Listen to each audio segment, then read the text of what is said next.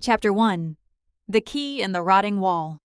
I bought an abandoned lighthouse at auction for exactly $500.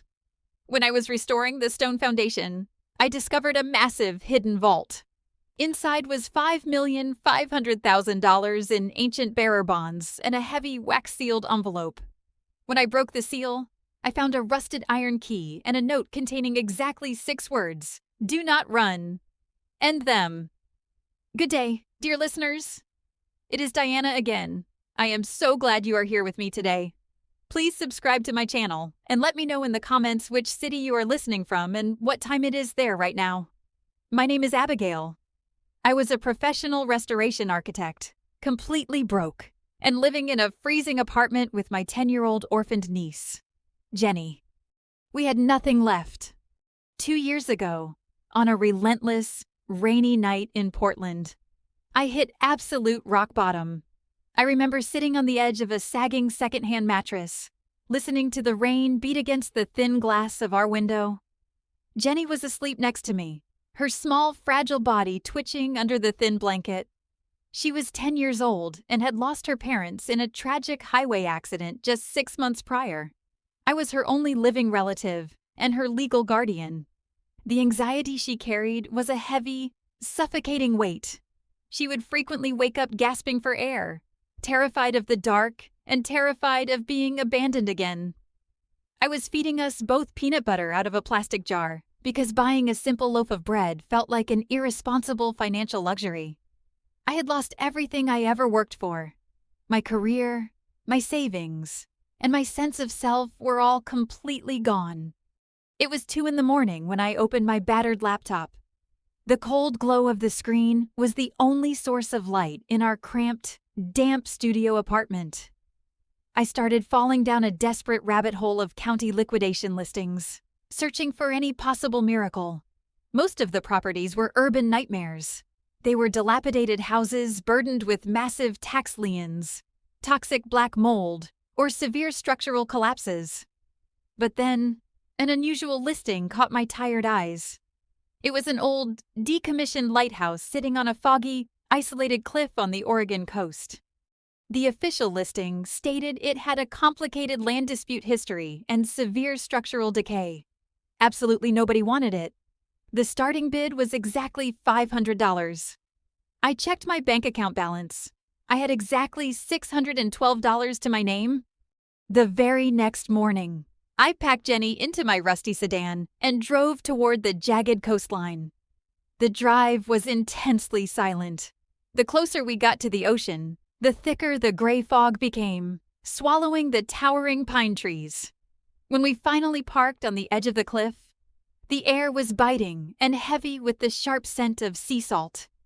The lighthouse stood tall against the violent, crashing waves. It was battered by decades of storms. The paint was peeling like dead skin, and it looked completely forgotten by the world. It looked exactly how I felt. I held Jenny's small hand tightly as we walked up the rocky, uneven path. For the first time in 6 excruciating months, she didn't hide behind my heavy winter coat.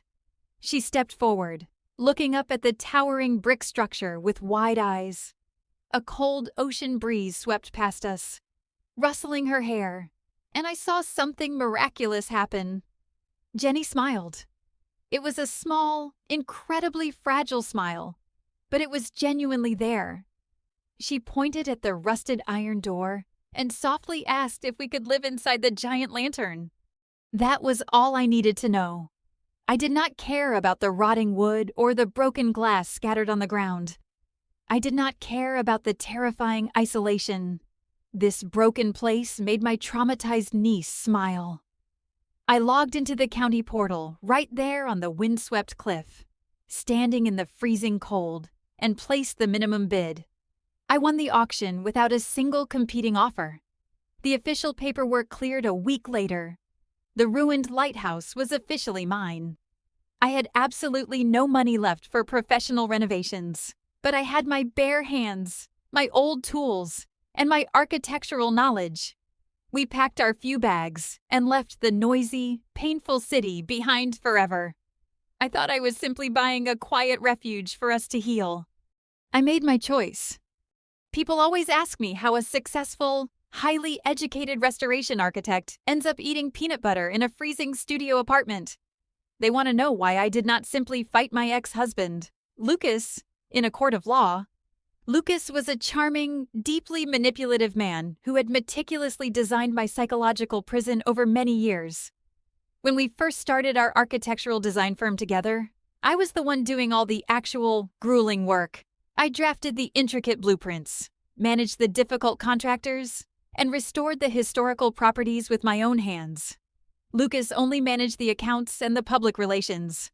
Over 5 long years, he slowly and deliberately convinced me that I was entirely incapable of handling the business side of our lives. He systematically isolated me from my supportive friends. He criticized my design decisions, my clothing, and the way I spoke to clients until my professional confidence was entirely eroded. When the divorce finally happened, he presented me with a massive stack of complex legal documents. He stared at me with cold, dead eyes and told me that if I fought him for the company, he would drag the expensive litigation out for years. He threatened to drain every single cent we had, ensuring I could never afford to support Jenny after her parents died. This is the hidden reality that people who have never been manipulated simply do not understand. They say you should just hire an aggressive lawyer. They boldly tell you to fight back and claim what is yours. But when you have been emotionally starved and systematically broken down, day after day, your brain enters a terrifying state of learned helplessness. It is a profound psychological paralysis that freezes your vocal cords and makes your limbs feel like lead. You genuinely believe that any attempt to escape or fight back will only result in infinitely more pain. You are so utterly exhausted by the constant, vibrating tension in your own home that surrendering feels like the only possible way to breathe. Signing those divorce and business transfer papers was not an act of cowardice. It was the desperate transaction of a terrified hostage buying her own life. I willingly gave Lucas the successful firm, the wealthy client list, and the money, just so he would leave Jenny and me alone. I traded my entire financial security for a sliver of silence. But standing inside the cold, damp base of the towering lighthouse, something vital inside me finally shifted. I ran my calloused fingers over the massive, icy stone blocks. They had endured decades of violent winter storms and corrosive saltwater erosion. They were deeply battered, but they were still standing tall.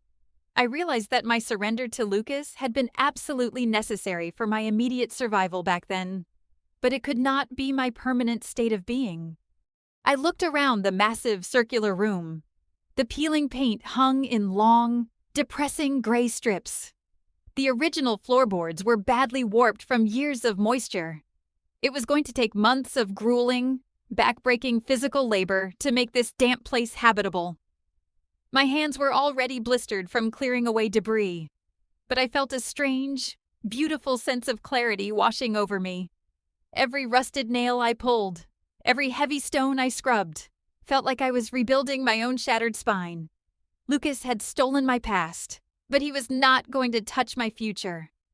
I wiped the dust from my face, took a deep breath, and picked up my heavy steel hammer. I would not break.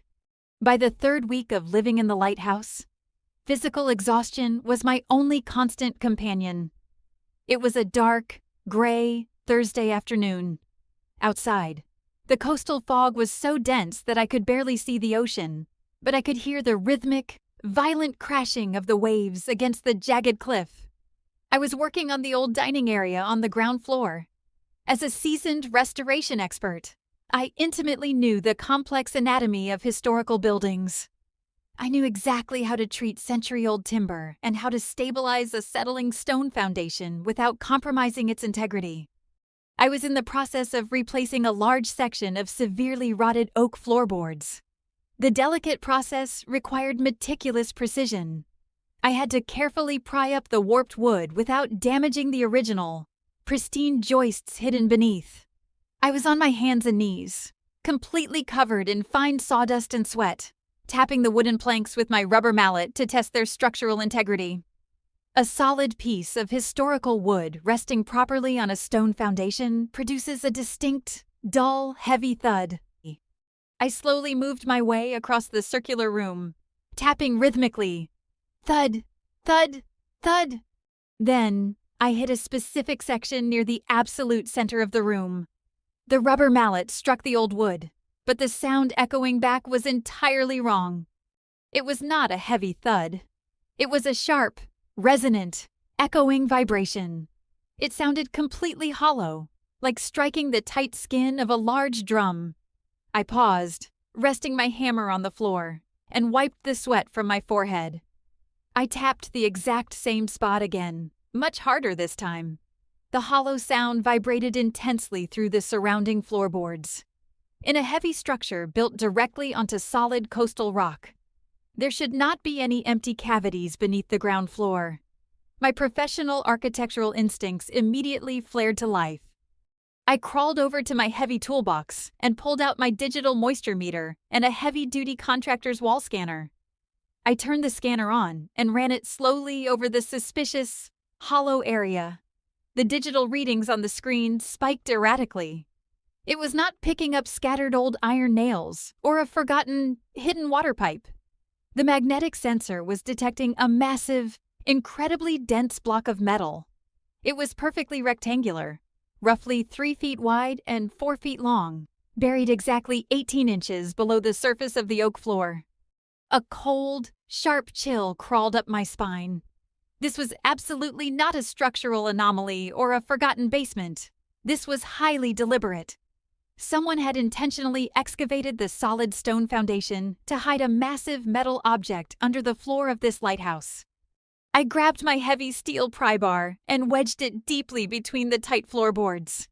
The old wood groaned in protest and snapped loudly as I forced it upward with all my body weight. I ripped away the damp insulation and brushed away decades of accumulated, dark dust. Buried beneath the floor was a heavy, industrial steel trapdoor, installed perfectly flush with the stone. It had no visible handle. Instead, it featured a complex, deeply recessed locking mechanism covered in thick, orange rust. I tried to wedge my crowbar into the tight seam, but it would not budge a single millimeter. It was built like a subterranean bank vault. I sat back on my heels, staring at the dark metal plate while my heart hammered against my ribs. The floor kept its secret. Despite the heavy, metallic mystery buried under the dining room floor, our lives above ground were finally finding a beautiful, peaceful rhythm. The emotional transformation in Jenny was nothing short of miraculous. The isolated lighthouse, with its incredibly thick stone walls and endless, mesmerizing ocean views, had quickly become her ultimate sanctuary. For the first time since the accident, she stopped having her terrifying night terrors. She started eating full meals again, the color slowly returning to her pale cheeks. Every single morning, she would run down the rocky path to the beach to collect smooth driftwood and frosted sea glass. She found a large, perfectly intact conch shell and presented it to me like a precious crown jewel. She would spend hours at the small wooden table I had built for her, happily painting vibrant pictures of the rolling ocean and the giant glass lantern room towering above us. The heavy, suffocating anxiety that had clouded her eyes for months was slowly evaporating in the salty air. She was finally getting to be a carefree 10-year-old child again. I promised myself I would do whatever it took, fight whatever battles necessary, to protect this fragile, beautiful happiness. But peace is a rare luxury that rarely lasts for people like us. I first noticed the disturbance on a quiet Tuesday morning. I was standing high on the second-floor scaffolding, carefully painting the exterior window frames, when I saw a vehicle parked far down the winding coastal road. It was a sleek, black SUV with heavily tinted windows. It did not look like a lost tourist looking for directions or a local fisherman checking the tide. It sat there for an entire hour, perfectly still, its front grille facing our property directly. I tried to convince myself I was just being paranoid, a leftover symptom of my life with Lucas. But the next day, the black vehicle was there again. And the day after that, the silent, persistent surveillance sent a cold prickle of genuine dread through my veins. Whenever I stepped outside onto the porch to stare back at them, the SUV would slowly turn around and drive away into the fog. The creeping, terrible sensation of being watched started to poison our perfect sanctuary. Then, the official administrative harassment began. I walked down to our rusty mailbox at the edge of the property boundary and found a certified legal letter from the county zoning office. It was a formal, aggressively worded stop work order. The document was filled with vague legal jargon about undocumented environmental impact violations and supposedly unverified property lines. It made absolutely no logical sense. I was an expert in this field. I had meticulously filed every single necessary permit before lifting a single hammer on this property.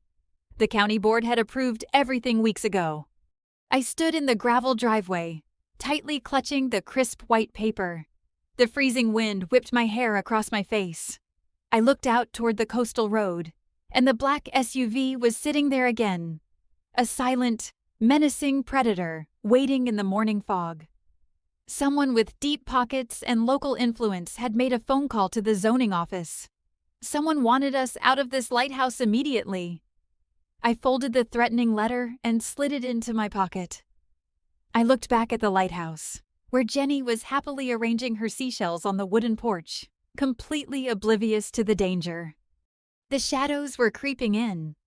At 8 in the morning the next day, I made a firm decision to completely ignore the fraudulent stop work order. If they wanted me out of my legal property, they would have to drag me out by force. I needed to keep my hands busy to keep my mind from spiraling into anxiety. I focused all my attention on the massive stone fireplace located in the main living area. The old mortar between the heavy granite blocks had crumbled significantly over the decades, creating dangerous, freezing drafts that swept through the room at night. I was using a heavy steel chisel and a mallet to scrape out the old, powdery mortar. The granite was incredibly rough, biting painfully into my skin as I dug the chisel deeper into the joints. As I worked my way up the right side of the massive chimney, my chisel slipped slightly. A large, rectangular brick shifted inward with a loud, unexpected grinding sound.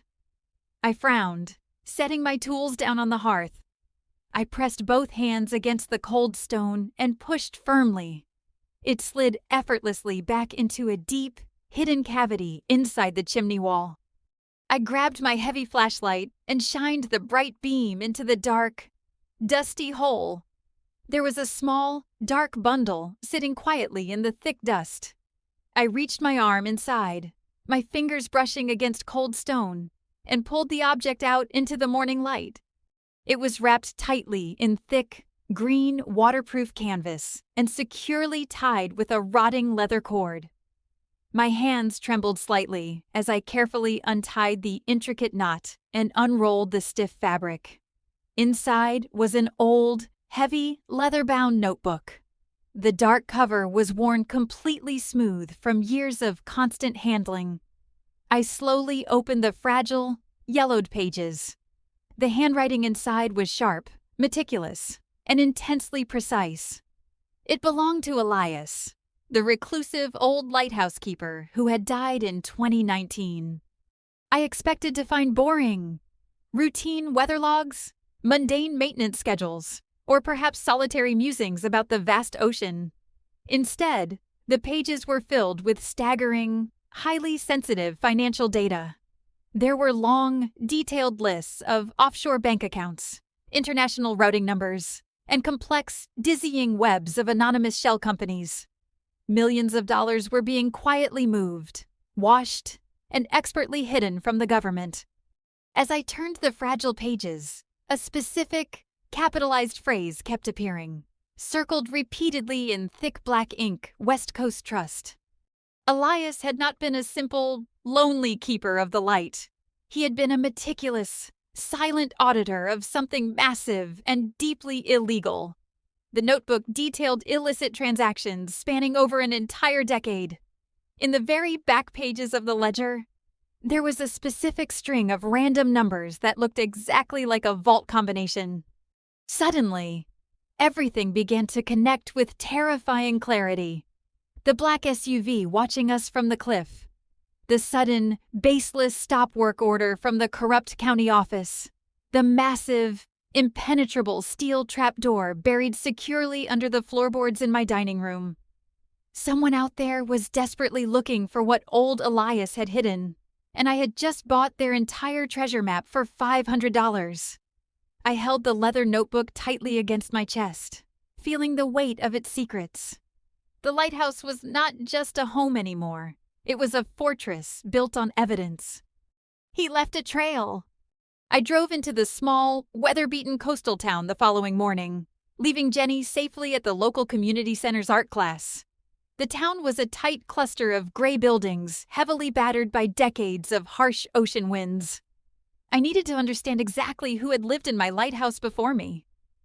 I parked my rusted sedan in front of the local public library, a sturdy brick building that smelled comforting, like old binding glue and dried lavender. The head librarian was a sharp, observant woman in her late 60s named Martha. She had piercing silver eyes that seemed to look right through my carefully constructed armor when I requested the historical archives and quietly mentioned the lighthouse address. Martha stopped completely. She carefully closed the heavy reference book she was holding and looked at me with an expression of profound, silent caution. She asked me to follow her into the back office, away from the few scattered patrons reading the morning papers. Martha poured 2 cups of black coffee and told me the unspoken history of Elias. He was not originally a lonely lighthouse keeper. Decades ago, Elias had been the chief financial accountant for the former town mayor, a profoundly corrupt man named Vance. The Vance family essentially owned the entire coastal county. They controlled the massive real estate developments, the local zoning boards, and the pockets of the local law enforcement. Elias was a quiet, meticulous man who handled all the complex municipal ledgers. One day, 20 years ago, Elias abruptly resigned from his prestigious position, purchased the abandoned lighthouse on the cliff, and completely isolated himself from society. Martha leaned across her desk, her voice dropping to a harsh whisper. She told me that people who crossed the Vance family usually ended up losing their businesses, their homes, or worse. Elias survived because he made it implicitly clear that he held some sort of devastating leverage over the mayor, a financial dead man switch that kept him safe in his isolated stone tower. When the old mayor died, his son, Bradley Vance, took over the massive real estate empire. Bradley was infinitely more ruthless and dangerously ambitious than his father. Martha gently touched my hand, her skin papery and warm. She told me that Bradley had been trying to legally seize the lighthouse property ever since Elias passed away in 2019. But the complicated county title had locked it in administrative limbo until the recent auction. I sat in the quiet library office, listening to the heavy silence. The leather notebook resting inside my heavy canvas bag suddenly felt like a radioactive object. Elias had spent 20 solitary years guarding a massive, highly illegal secret, quietly gathering evidence of systemic money laundering. He had retreated to the edge of the world, preparing for a war he ultimately did not live long enough to finish. I thanked Martha, paid for my parking, and drove back toward the dense coastal fog. I knew the black vehicle would be waiting. He was waiting for me. The sharp, incredibly aggressive knock echoed through the thick stone walls just as the sun began to set. The coastal fog had rolled in heavily, reducing visibility to less than 30 feet. I wiped the sawdust from my hands, told Jenny to stay upstairs in her room, and walked slowly toward the heavy oak door. Standing on my front porch was a tall, immaculately groomed man. He wore a tailored charcoal suit that looked entirely absurd against the rugged, untamed backdrop of the crashing ocean. His black luxury vehicle sat idling perfectly in my gravel driveway. He smiled, but the gesture did not reach his cold, calculating eyes. He introduced himself as Bradley Vance. His voice was incredibly smooth, dripping with the kind of absolute entitlement that only comes from generational wealth and unchallenged local power. Bradley did not wait for an invitation. He stepped right up to the threshold, his expensive leather shoes resting deliberately on my wooden floorboards.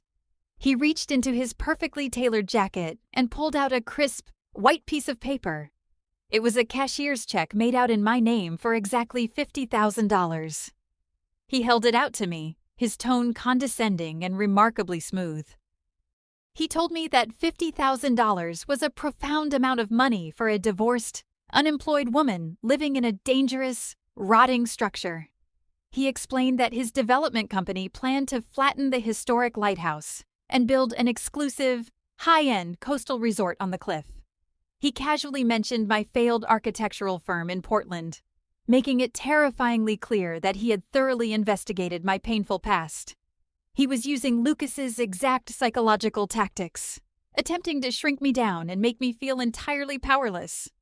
Then, his cold eyes shifted slightly. He looked past my shoulder, staring up the wooden staircase. Jenny was standing there, clutching her sketchbook, her small body trembling with resurrected anxiety. Bradley's smile widened, transforming into something deeply predatory. He noted that this isolated, dangerous environment was hardly suitable for a traumatized orphan. He softly suggested that Child Protective Services might take a serious interest in her living conditions if I chose to be uncooperative. A heavy, suffocating silence fell over the dark entryway. He had deliberately crossed a massive, invisible line. He brought my innocent niece into his ruthless corporate game. He believed his expensive suit, his massive bank account, and his veiled threats would instantly break my spirit, just as my ex-husband had done 2 years ago. He expected me to cry, to apologize, and to gratefully snatch the money from his manicured hands. I stared at his pristine collar, feeling the steady, rhythmic beating of my own heart. He made a mistake. I did not scream. I did not cry. I did not frantically order him to leave my property. Those were the frantic, desperate reactions of a helpless victim, and I had officially retired from playing that pathetic role. Instead, I reached out and took the $50,000 check from his hand. Bradley's smile instantly widened, a sickening expression of victorious validation. He opened his mouth, likely to offer a hollow, congratulatory remark about my supposed common sense. Before a single word could escape his lips, I pinched the crisp, expensive paper between my thumbs and index fingers. I tore the check precisely in half. The sharp, tearing sound echoed loudly in the damp entryway. I stacked the two halves together and tore them again. I maintained absolute, unblinking eye contact with Bradley the entire time. My face was completely devoid of any emotion, resembling a blank sheet of winter ice.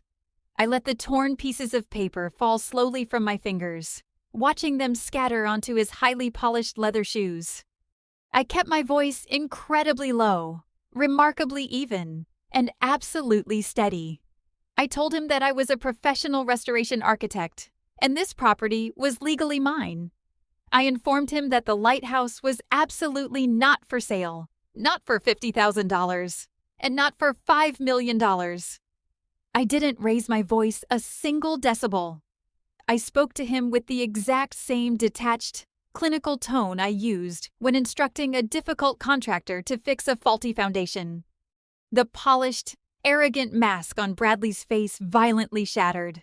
His jaw clenched tight, and the polite facade completely evaporated, revealing the brutal, spoiled tyrant hiding underneath. The silence between us stretched out, thick and heavy with sudden, electric tension. He realized in that exact moment that I could not be intimidated by his wealth. He leaned in slightly, his voice dropping into a harsh, venomous whisper. He told me that I had absolutely no idea what I was standing on. He warned me that isolated accidents happen on these treacherous coastal cliffs all the time. He said I was forcing him to clear out the trash, and the county authorities would gladly look the other way when he did. I did not flinch. I slowly reached for the heavy iron handle of the front door. I told him to remove himself from my property before I filed a formal report for criminal trespassing. Bradley stared at me for 3 long, agonizing seconds, his eyes burning with genuine malice. He finally turned around, his shoes crunching aggressively against the gravel, and climbed into his sleek black vehicle. The engine roared to life, and he sped away into the dense fog. I closed the heavy door and locked the deadbolt. The war had started. 3 days later, the silent, invisible war violently escalated. Bradley Vance did not return in person. Instead, he unleashed the devastating power of his local influence to crush me into submission. It started early on a freezing Monday morning. I turned the kitchen faucet to make oatmeal for Jenny, but nothing came out. The pipes were completely dry. I immediately hiked a mile up the rocky road to check the municipal water line that serviced the cliff. The heavy iron municipal valve had been deliberately smashed and padlocked shut with an industrial chain. By that evening, the large backup generator sitting behind the lighthouse sputtered violently and died. Someone had completely slashed the thick fuel lines, draining the expensive diesel directly into the coastal dirt. We were suddenly plunged into total darkness and biting cold. Jenny huddled next to me under a pile of heavy wool blankets, her small hands gripping my sweater. I wrapped my arms around her, speaking in a calm, soothing voice, promising her that everything was perfectly fine.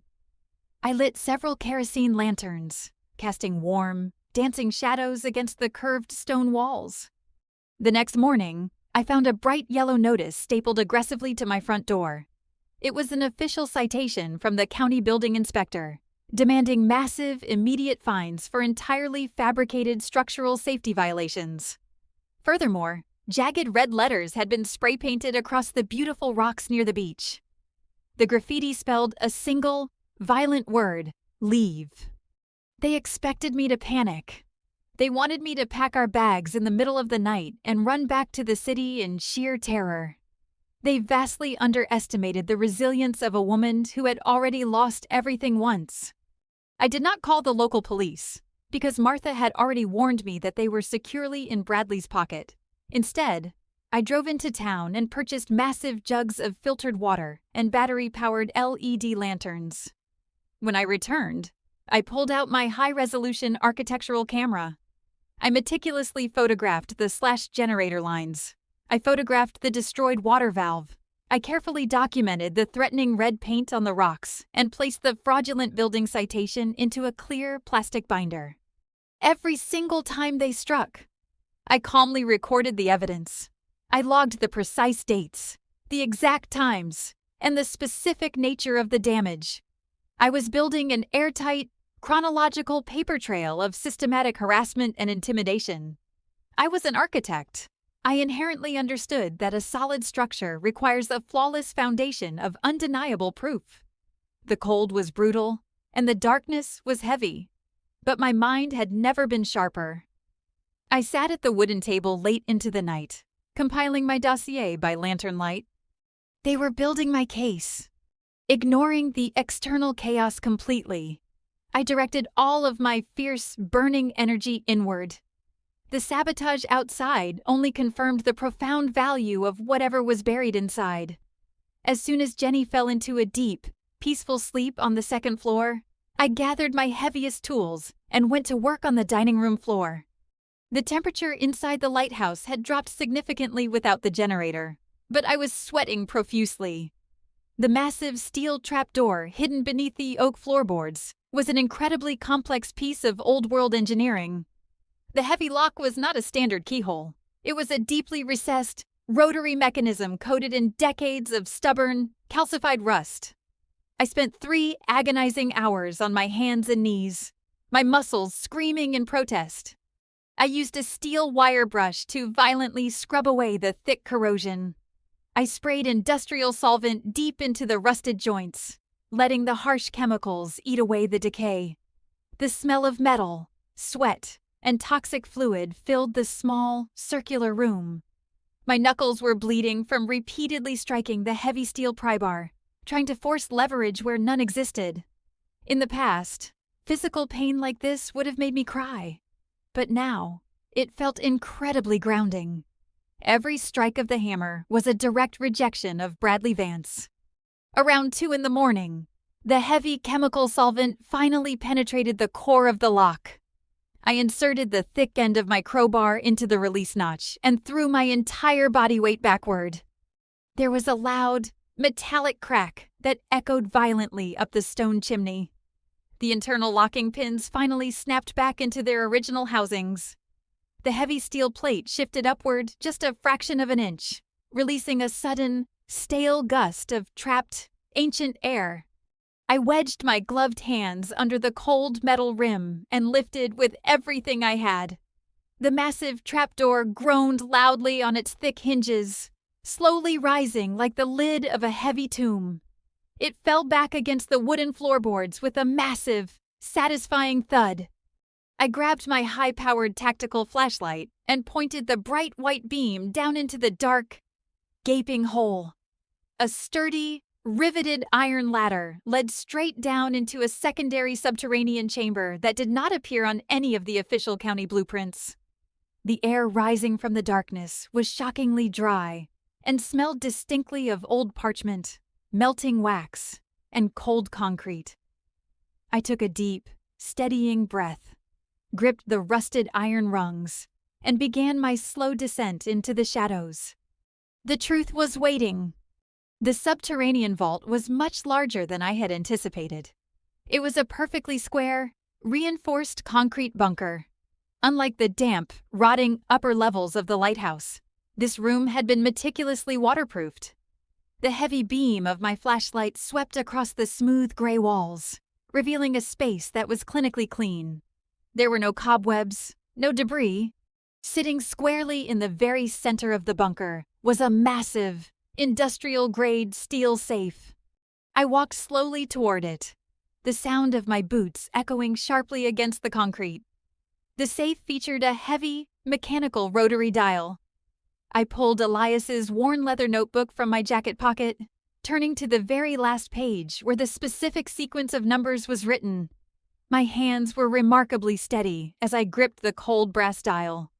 I turned it slowly, perfectly matching the combination: 42 right, 18 left, 36 right. A heavy, satisfying internal click resonated through the metal door. I pulled the heavy handle, and the massive safe swung open. My breath completely stopped. Neatly stacked inside the steel compartment were hundreds of crisp, banded certificates. I reached out and pulled a thick stack into the light. They were vintage bearer bonds, incredibly rare and highly valuable financial instruments. In the world of finance, bearer bonds function exactly like anonymous cash. Whoever physically holds the paper is the legal, undisputed owner. I quickly calculated the denominations printed on the thick, textured paper. There was exactly $5,500,000 sitting inside the safe. This was the infamous West Coast Trust. This was the dirty, laundered money of the corrupt former mayor, quietly siphoned away and hidden by Elias for decades. Resting carefully on top of the massive fortune was a thick, heavy envelope made of premium parchment, sealed with a pool of dark red wax. My name was not on it. No name was on it. I broke the brittle wax seal, the sharp cracking sound intensely loud in the quiet vault. Inside the envelope, there was a heavy, rusted iron key and a single, crisp white card. The handwriting was neat, careful, and perfectly deliberate. It contained exactly 6 words: "Do not run. End them." I sank to my knees on the cold concrete floor, staring at the unimaginable fortune and the chilling command. Elias knew they would eventually come looking for this money. He knew the Vance family would deploy their vast resources to terrorize whoever occupied this lighthouse. He had deliberately left a fortune massive enough to fund a war, and a clear directive to finally destroy the monsters who ruled the coastal town. I carefully placed the note and the key back into my pocket. I didn't touch the bearer bonds. I gently closed the heavy steel door of the safe, spun the dial to scramble the lock, and climbed back up the iron ladder. I sealed the trapdoor completely, flush with the floorboards. I knew my next steps. That night, sleep was an absolute impossibility. I sat at my makeshift kitchen table, wrapped in a thick wool blanket, staring down at the heavy parchment envelope and the rusted iron key. The coastal wind howled furiously outside the thick stone walls, rattling the old wooden window frames. I lit a single kerosene lantern, letting its warm, flickering orange light wash over the dark leather notebook. I poured myself a cup of black coffee that I did not drink, opened the fragile pages, and began to read the hidden history of our isolated town. Through Elias's meticulously detailed letters and ledger entries, the entire dark legacy of the Vance family was clearly exposed. Decades ago, Bradley's father, the former mayor, had treated the coastal county as his own personal banking account. The $5,500,000 in bearer bonds was not legitimate business revenue. It was a massive, accumulated slush fund built from corporate bribes, illegal zoning kickbacks, and extortion money squeezed from local business owners. Elias had been the quiet, invisible accountant tasked with managing this massive shadow economy. But Elias was not a monster. His letters revealed a man consumed by profound, silent guilt. He had systematically and expertly siphoned the illicit funds away from the mayor over many years, slowly draining the corrupt empire to build a devastating criminal case against them. He had hidden the massive fortune in the subterranean vault, waiting for the perfect moment to hand everything over to federal authorities. Tragically, terminal cancer had found him first.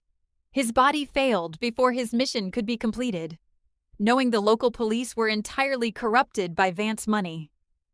Elias realized he could not trust anyone in the immediate vicinity. He knew the ruthless Vance family would eventually realize what was missing and aggressively tear the county apart searching for it. So, Elias established a quiet trap. He left the massive fortune securely locked beneath the stone floor, completely legally bound to the lighthouse itself, waiting patiently for someone brave enough to claim it. As I sat in the freezing kitchen, surrounded by the shadows of the massive stone structure, a profound sense of clarity washed over me. I was no longer just a desperate, divorced woman hiding from the world. I was the unexpected inheritor of a decades-old war.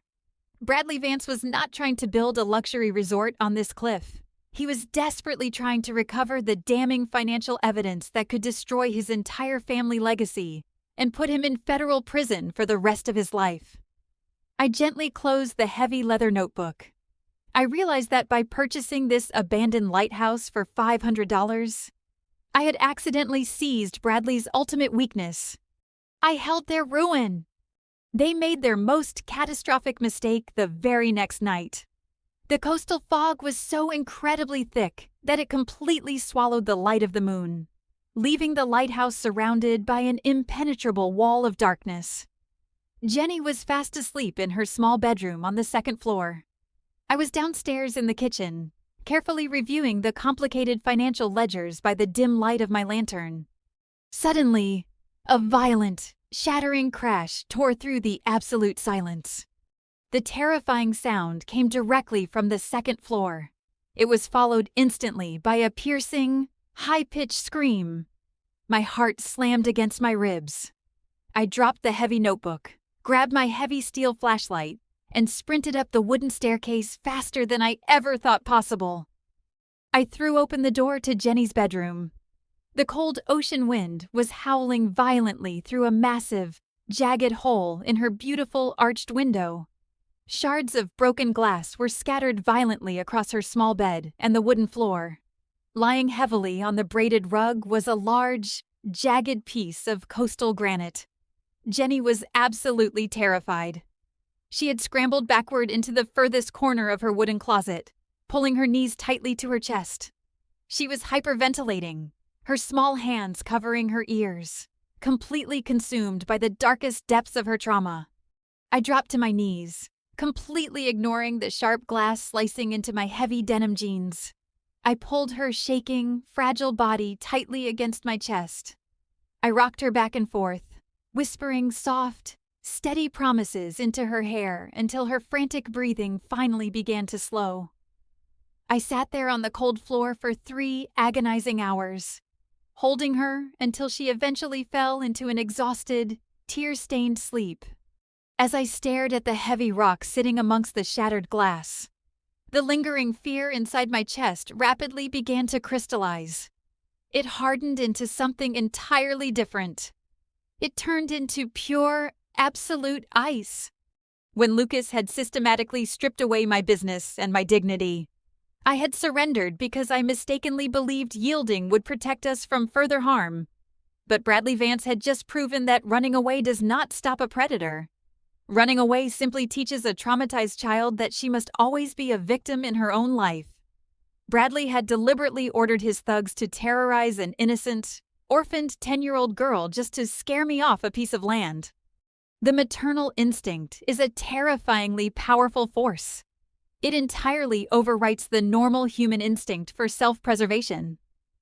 I stood up slowly, carefully brushing the sharp glass from my clothes. I walked over to the broken window and stared out into the pitch-black void.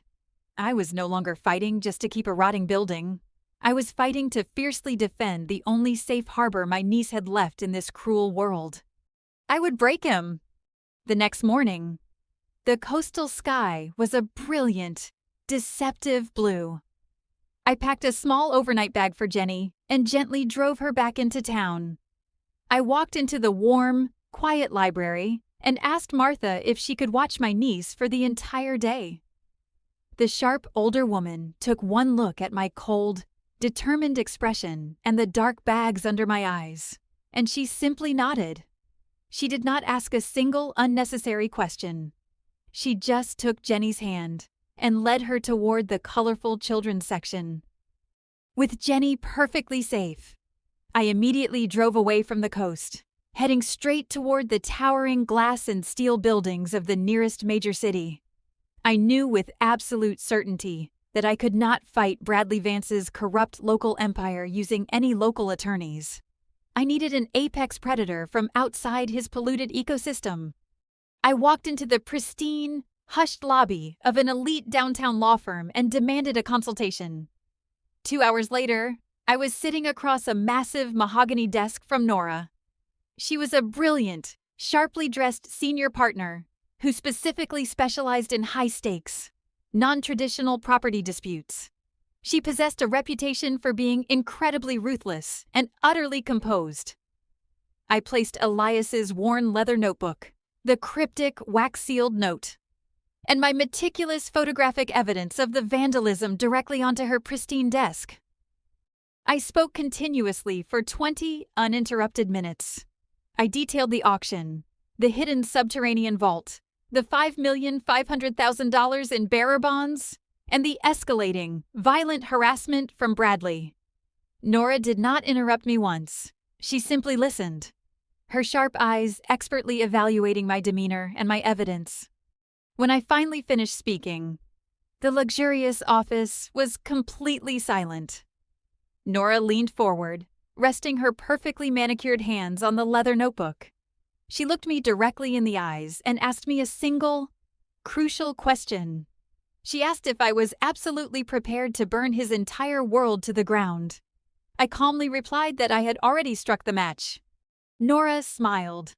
It was a terrifying, brilliant smile. She immediately picked up her desk phone and instructed her paralegal to initiate a complete, maximum security lockdown on my legal files. If you are listening to this right now, I want to ask you a question. Have you ever been pushed so far that you had to stand up and fight a powerful bully to protect someone you love? Let me know your story down in the comments. I walked out of Nora's office and stepped back into the bright city sunlight. For the first time in 2 years, I did not feel the crushing weight of vulnerability. I felt the dangerous, intoxicating thrill of holding absolute leverage. The board was set. The true beauty of the legal system is that it operates entirely without emotion. It does not care about your generational wealth, your arrogant threats, or your corrupt local influence. It operates on the absolute, cold supremacy of documentation. I spent the entire next afternoon in Nora's immaculate conference room, absorbing a masterful education in complex asset protection. I had expected a dramatic, cinematic strategy involving private investigators and aggressive confrontations. Instead, Nora introduced me to the quiet, devastating power of process. First, she explained the unique nature of the bearer bonds sitting in my subterranean vault. Unlike modern digital funds, bearer bonds have absolutely no registered owner recorded in any bank system. They are purely physical assets. Whoever physically possesses the actual, authentic paper certificates is considered the legal owner of the funds by the federal government. The only way Bradley could legally contest my ownership was to officially file a police report claiming the $5.5 million was stolen from his family. Since the money was completely illegal, untaxed bribery funds, filing that report would instantly trigger a massive federal audit of his entire empire. He was entirely trapped by his own dirty money. But the true masterpiece of our defense was hidden deep within Elias's careful handwriting. Nora pointed to a specific legal filing number tucked in the margins of the old ledger. Before Elias died, he had traveled across state lines and legally established an irrevocable trust. Nora carefully explained the gravity of this document. An irrevocable trust is a legal iron fortress. Once it is created, it cannot be altered, amended, or destroyed by anyone, not even the person who created it. Elias had officially transferred all of his hidden assets, including whatever remained inside the Lighthouse vault, directly into this trust. Furthermore, he had written a specific execution clause. The trust automatically designated the subsequent legal purchaser of the Lighthouse deed as the sole, rightful beneficiary of the trust. When I paid my $500 to the county and signed the official property deed, I did not just buy a rotting tower of stone. I legally triggered the execution of the trust. Bradley's attempts to force me out with fake county citations and broken windows were legally irrelevant. In the eyes of the highest federal courts, my ownership was absolutely bulletproof. I sat back in my plush leather chair, staring at the complex flowcharts Nora had drawn on the glass whiteboard. This was how you defeated monsters. You did not scream at them in the dark. You quietly bound their hands and feet with undeniable, irrefutable legal precedent. I felt a profound sense of respect for old Elias. Even from the grave, his meticulous paperwork was shielding us. Paper always beats stone. With the absolute legal superiority of our position confirmed, Nora and I meticulously engineered a 3-step counteroffensive. We were not going to simply defend the Lighthouse. We were going to actively dismantle Bradley Vance's entire corrupt operation. We had to move with absolute, total silence before he realized the sheer magnitude of his impending failure. Step 1 was physically securing the vulnerable assets. Under the strict cover of darkness, utilizing an armored transport service hired by Nora's firm, we moved the $5.5 million in bearer bonds out of the damp subterranean vault. The staggering fortune was immediately deposited into a highly secure, federal court-supervised escrow account in the city. The money was now physically untouchable by Bradley's local thugs, completely shielded by the impenetrable armor of the federal judiciary. Step 2 was neutralizing the immediate physical threat to Jenny and myself. Nora bypassed the corrupt local county judges entirely. She aggressively filed an emergency, ex parte restraining order against Bradley in a federal district court. We submitted my extensive, chronological photographic evidence of the slashed generator, the ruined water main, and the rock thrown through a child's bedroom window. The federal judge, uninfluenced by Vance money, granted the sweeping protective order immediately. Bradley was legally barred from coming within 500 yards of the Lighthouse, myself, or my niece. Step 3 was the fatal blow. We did not go to the local sheriff with Elias's incredibly sensitive leather notebook. Instead, Nora handed the heavily documented evidence directly to a specialized senior agent within the Financial Crimes Division of the FBI.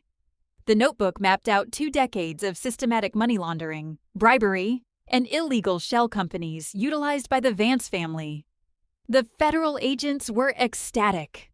They quietly opened a massive, covert racketeering investigation into Bradley's Real Estate Development Corporation. We executed all 3 devastating maneuvers in less than 48 hours. Throughout the entire process, I returned to the cold lighthouse and continued sanding my wooden floors, painting the trim, and playing quietly with Jenny. I maintained the absolute illusion of a frightened, isolated woman clinging desperately to a ruined building. I knew Bradley was growing increasingly frustrated by my stubborn refusal to flee. He was accustomed to people breaking easily under his intense pressure. He had no idea that while he was busy orchestrating petty vandalism in the coastal fog, I had already severed his corporate arteries in the bright city lights. I sat on my wooden porch in the freezing evening air, sipping hot tea, staring down the long, empty gravel road. We waited for him. Bradley Vance finally lost whatever remaining sliver of patience he possessed on a cold, overcast Saturday morning. The coastal fog was unusually thin, revealing the sharp, jagged edges of the towering cliffs. Jenny was safely tucked away in the library with Martha in town, leaving me completely alone at the isolated property. I was sitting at the kitchen table, calmly reviewing paint swatches, when I felt a deep, unnatural vibration trembling through the solid floorboards. It was a heavy, rhythmic mechanical thumping that shook the old glass windows in their wooden frames. I stepped out onto the front porch and looked down the winding dirt road. Rising aggressively over the crest of the hill were 2 massive, bright yellow industrial excavators. Their thick metal treads crushed the loose gravel, and their heavy diesel engines roared furiously against the quiet ocean backdrop. Following closely behind the heavy machinery was Bradley's sleek black SUV. He was done playing games in the shadows. He had decided to embrace outright, illegal destruction. He intended to unlawfully demolish the historic lighthouse while I was inside it, fully planning to bribe the local authorities later to classify the destruction as a tragic structural collapse. It was the ultimate display of arrogant, unchecked power. The massive machines crawled into my front yard, their giant steel buckets raised high into the gray sky, threatening to smash through the fragile roof of my home. Bradley stepped out of his luxury vehicle, adjusting his expensive silk tie. He looked at me standing alone on the wooden porch and smiled a chilling, victorious smile. He genuinely believed he had won. He believed that the sheer, terrifying scale of the heavy machinery would finally force me to drop to my knees and surrender the property. If you were standing completely alone in front of a roaring, massive excavator preparing to crush your home, would you run away? Or would you fiercely hold your ground? Leave a comment below and tell me what you would do. I did not panic. I did not scream for help. I stood perfectly still on the wooden planks, my hands resting calmly inside my jacket pockets. I watched the violent, aggressive machines tear up my front lawn, feeling the intense vibrations vibrating through my boots. I simply stared back at Bradley's arrogant face, waiting for the trap to spring shut. I did not move. The heavy, deafening roar of the massive industrial engines suddenly died. The giant yellow excavators ground to a violent halt just inches from my wooden porch. The sudden silence was ringing in my ears. Through the thick, swirling coastal fog, I saw the flashing red and blue lights of a local county sheriff's cruiser screeching to a halt at the edge of my gravel driveway. Bradley Vance stepped away from the heavy machinery, adjusting the cuffs of his expensive tailored shirt. He wore a smug, deeply victorious expression, clearly expecting his bribed local law enforcement to forcefully remove me from the premises for supposedly interfering with a legal demolition. He walked confidently toward the cruiser, perfectly ready to shake the sheriff's hand and conclude his morning of intimidation. But the local sheriff did not step out of his vehicle alone. Following closely behind the marked county cruiser were two unmarked, jet black federal SUVs. The doors opened in perfect synchronization.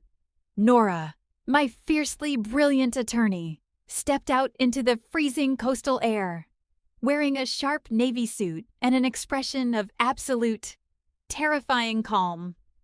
Standing right beside her were three heavily armed special agents from the Federal Bureau of Investigation, wearing dark windbreakers with bold yellow lettering.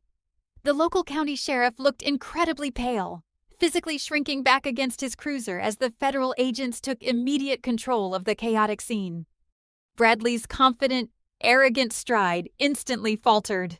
He stopped dead in his tracks, his eyes darting frantically between the heavily armed agents and my attorney. He instinctively knew that his corrupt local influence had just been completely bypassed. Nora did not scream. She did not gloat. She walked directly up to Bradley with the measured, terrifying grace of an apex predator. She held out a thick stack of legal documents bound in a blue federal folder.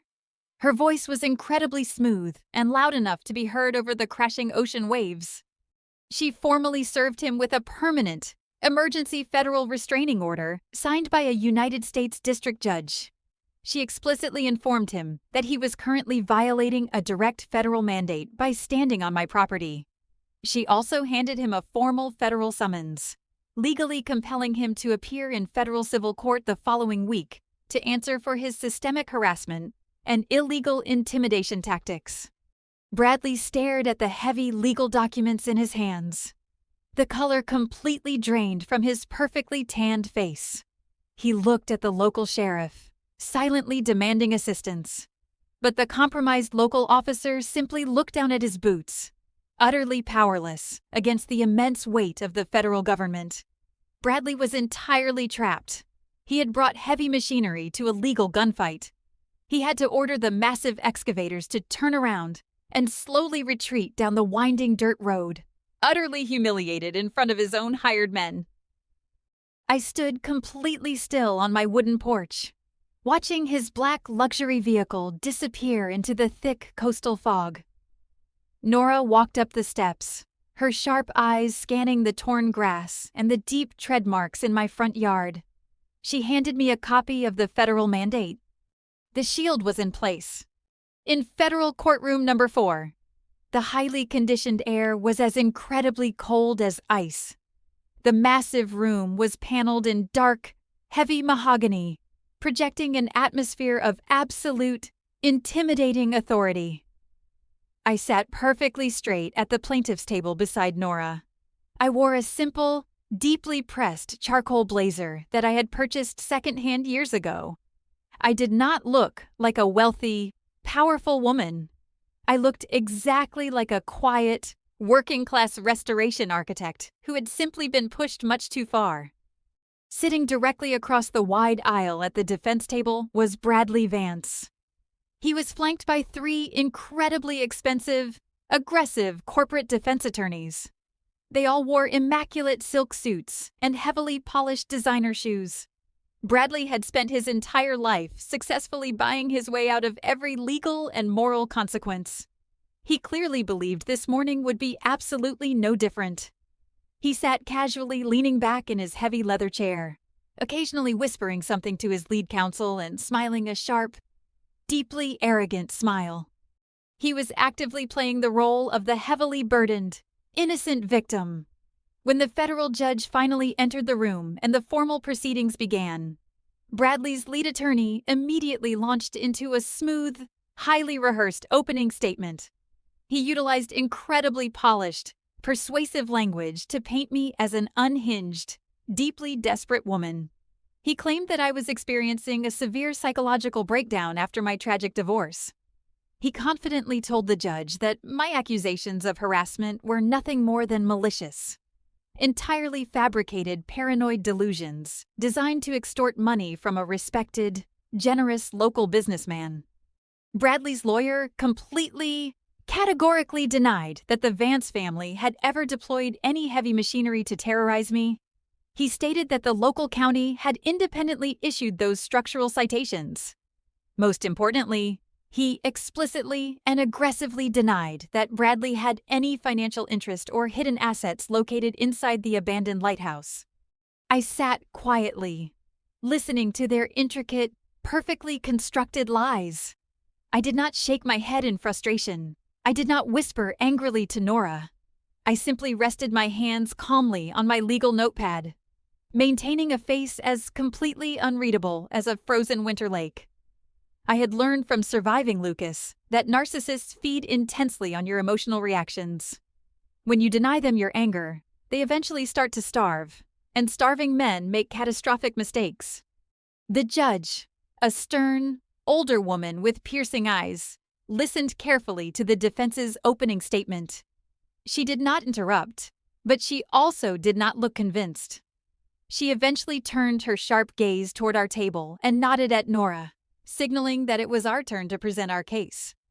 Bradley leaned slightly forward in his chair, folding his hands together on the polished wood table. He looked directly at me across the aisle, his eyes filled with absolute, deeply rooted contempt. He fully believed I had nothing but wild accusations and circumstantial photographs. I stared right back.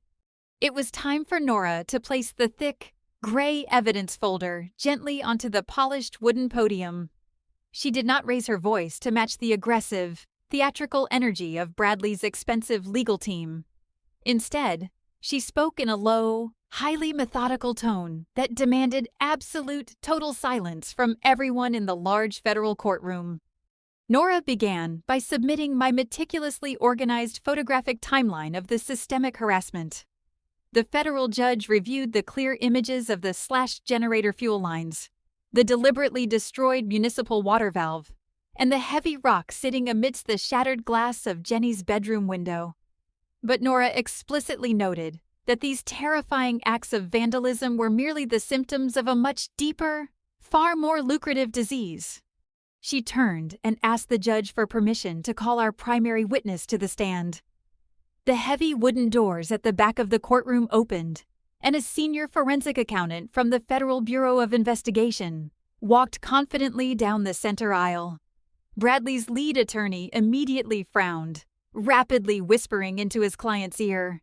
The arrogant, relaxed posture Bradley had maintained all morning suddenly became incredibly rigid. The federal agent took the stand and was officially sworn in. Nora approached the witness box and gently handed him the fragile, worn leather notebook that belonged to Elias. The agent verified the authenticity of the ledger. He then systematically walked the silent courtroom through the staggering financial architecture of the Vance family's decades-long corruption. He detailed exactly how the $5,500,000 in bearer bonds had been illegally acquired through unrecorded municipal bribes. He expertly cross-referenced the specific, unique serial numbers written in Elias's meticulous handwriting with the hidden shell companies officially registered to Bradley Vance. The federal agent explicitly concluded, using dry, devastatingly clinical language, that the massive fortune hidden beneath my dining room floor was entirely composed of illicit, untaxed criminal proceeds belonging to the defense. The atmosphere in the room violently shifted. The heavy, protective armor of Bradley's wealth was actively cracking under the intense pressure of undeniable, documented facts. I watched him closely from my seat. The color had completely drained from his arrogant face. He was sweating visibly, pulling uncomfortably at the collar of his expensive silk shirt. He turned and glared furiously at his lead attorney, his eyes silently demanding a miraculous, immediate defense. But his lawyer simply stared down at his blank legal pad, his expression caught between absolute shock and profound professional panic. They had built their entire aggressive defense on the assumption that I had absolutely no tangible proof. They had no idea that old Elias had spent 20 solitary years precisely charting their financial destruction. The judge looked directly down at Bradley, her expression remarkably cold. The trap was closing. Fear always makes incredibly arrogant men deeply, profoundly ugly. For his entire life, Bradley Vance had operated under the absolute certainty that his massive wealth and his family's corrupt local influence placed him permanently above the law.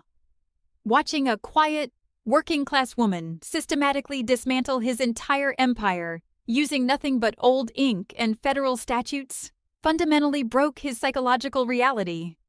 As the federal forensic accountant continued to read the devastating ledger entries aloud, confirming every single illegal bribe and offshore transfer, Bradley completely lost his grip on his carefully constructed public persona.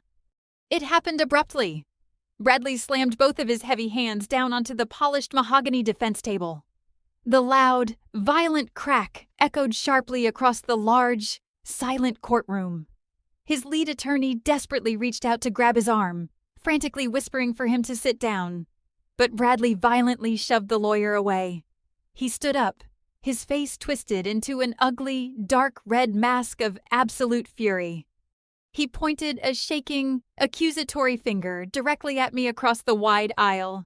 He completely ignored the stern warnings from the federal judge and began screaming at the top of his lungs. He yelled that the $5 million inherently belonged to his family.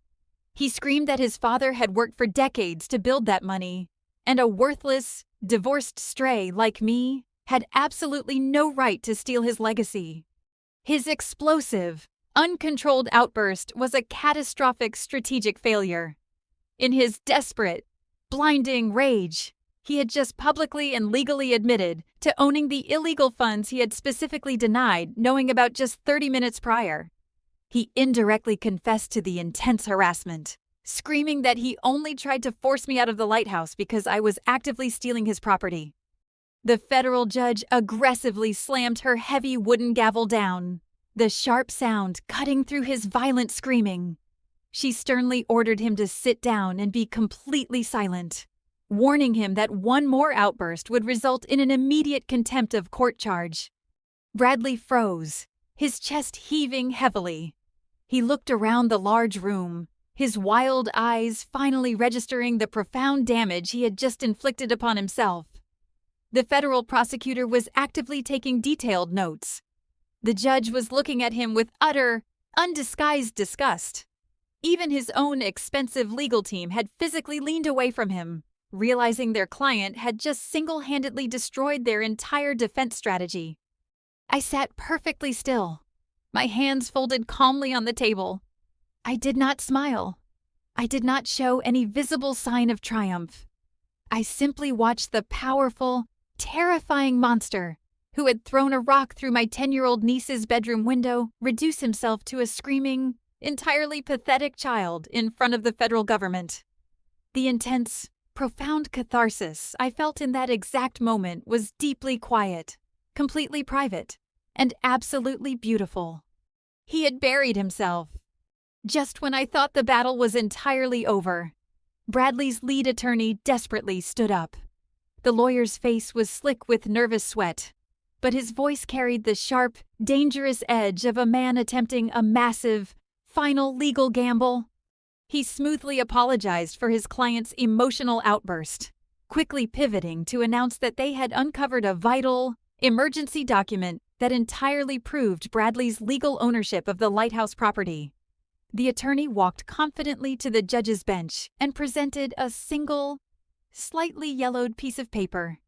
He declared it was a formally signed transfer deed and a legal promissory note bearing the exact signature of Elias.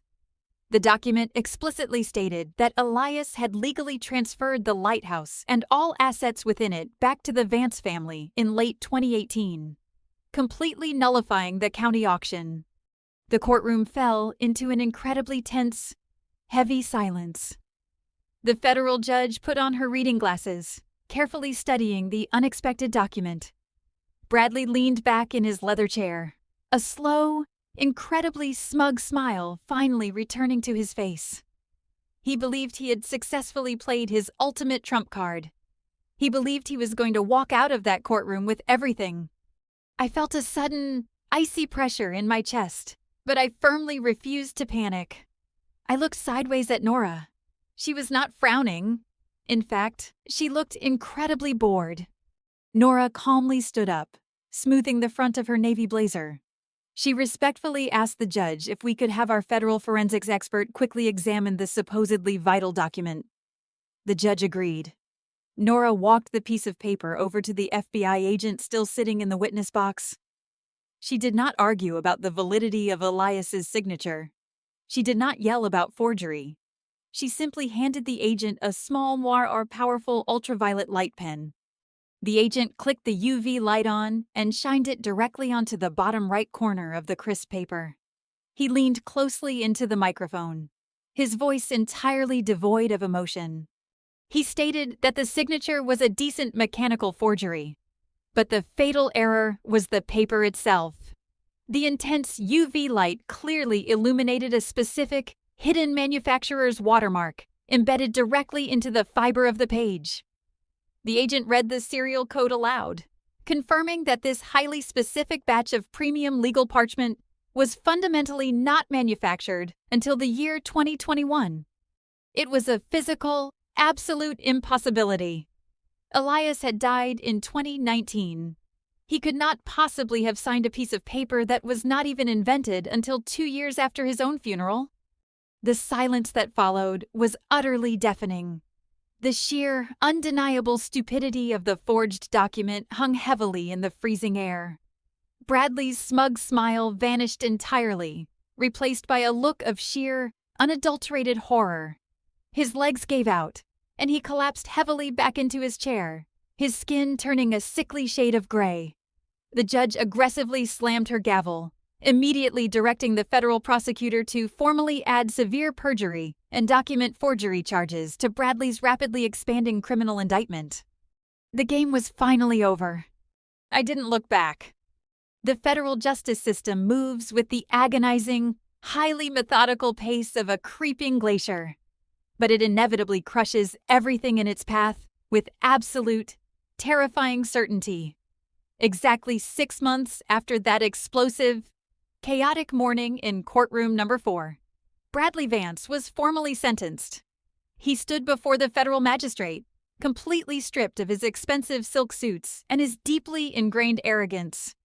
He received 20 years in a federal penitentiary for massive, systemic money laundering, severe financial extortion, and the catastrophic forgery of official legal documents.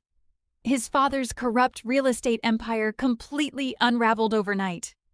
The federal government immediately seized his massive commercial properties, officially froze his offshore accounts, and systematically dismantled the vast network of shell companies that Elias had so meticulously documented in his leather notebook.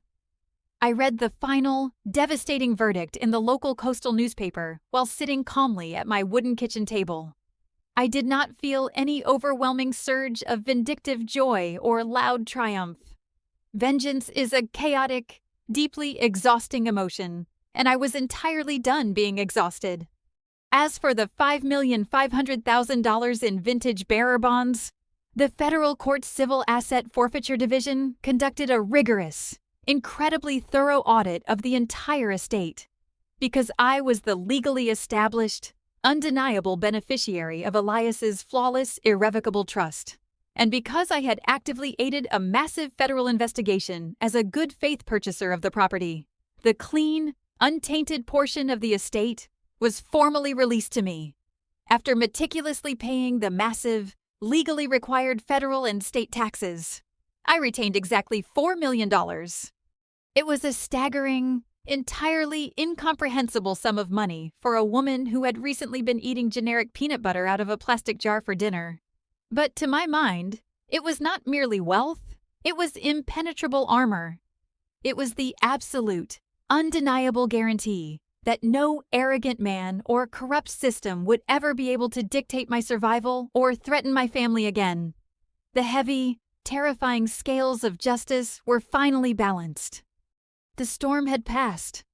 By the time spring finally arrived on the rugged Oregon coast, the heavy, depressing fog began to permanently lift, revealing the breathtaking, saturated blue of the vast Pacific Ocean. The lighthouse no longer looked like a forgotten, rotting stone tomb resting on the edge of the world. Using a dedicated portion of the trust money, I fully executed a historically accurate, incredibly detailed restoration of the entire architectural property. The crumbling, dangerous stone foundation was expertly repointed and structurally reinforced. The severely warped oak floors in the dining room were carefully replaced with rich, honey-colored reclaimed wood that smelled beautifully of fresh cedar and warm lemon oil. The shattered, jagged glass in the upper lantern room was entirely restored, allowing brilliant, warm sunlight to flood the circular interior spaces. But I firmly decided not to keep this massive, beautiful stone fortress entirely to myself. I legally established the Elias Foundation. I transformed the entire ground floor of the historic Lighthouse into a dedicated, fully funded art therapy center for traumatized, orphaned children within the county. We brought in highly licensed child psychologists and dedicated trauma specialists. The heavy concrete rooms that once hid a massive criminal fortune and radiated terrifying secrets were now consistently filled with the bright, chaotic energy of young children painting, laughing, and actively healing beside the ocean. I watched them from the newly constructed wooden porch, listening to the rhythmic crashing of the waves against the granite cliffs. As a professional architect, I finally realized that a building is only as strong as the profound purpose it ultimately serves. We had not just rebuilt a structure, we had constructed a sanctuary. The shadows were gone. The most profound, beautiful transformation, however, was not the historic building itself. It was Jenny, the terrified 10-year-old girl who used to hide in the dark, freezing corners of a cramped apartment was completely, wonderfully gone. She now spent her warm afternoons running freely along the jagged coastline, her lungs deeply filled with the sharp sea air, her thick sketchbooks overflowing with vibrant, beautiful colors. She was actively thriving, entirely secure in the absolute certainty that her home was permanently safe. Healing, however, does not legally require you to blindly open your doors to everyone from your painful past. In late May, my older sister, Brenda, suddenly appeared in my freshly paved gravel driveway. Brenda was the exact same person who had completely ignored my desperate, crying phone calls 2 years ago when Lucas ruthlessly stole my architectural firm. Now, having heard the widespread rumors about my massive legal victory and the wealthy new foundation, she arrived with a tearful, highly rehearsed apology and a deeply complicated story about her mounting credit card debts. I politely invited her to sit on the wooden porch, but I did not invite her inside the lighthouse. I calmly pulled out my checkbook and wrote her a check for exactly $10,000. I handed the crisp paper to her, looked her directly in her eyes, and told her in a soft, completely unyielding voice that this was a final, permanent parting gift. I explicitly explained that she was not welcome to return to this property ever again.